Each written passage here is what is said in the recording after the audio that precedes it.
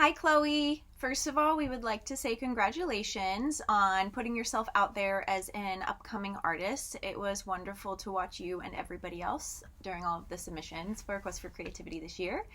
Um, in regards to your piece, we thought that the expression of the music and the lyrics to the music was very clear and enjoyable to watch. We really enjoyed the sliding movements and how they were well incorporated into the dance. They were so smooth and clean and seamless in their transitions. I was just gonna say use that word transitions. The transitions of them from the skating to the sliding and then out of them was really nice. The music editing was a little bit distracting, and it's just something to consider when you're trying to cut it. I unfortunately it's part of like what we have to do in this kind of thing is that it's have kind of that tech side of things. But just try to make some of those connections a little bit more seamless. Because when the music's a little distracting, then it can kind of take away from what you're doing, which is what the music is supposed to be enhancing, right? And what you're supposed to be trying to represent. So just try to make some of those transitions a little smoother. Um, but the connection, the arm movements and body movements were great. My Sometimes it wasn't very clear whether they were actually supposed to be connected or not, which can be a style too, right? You can have something that's very isolated where you're just using your arms or just using your body and not your arms.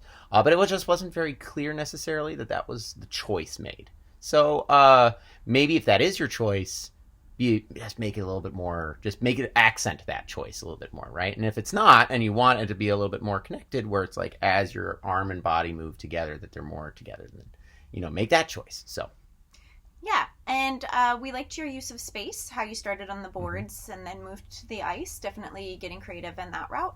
And you had some really good facial expression, especially in the beginning of the dance and the end of the dance.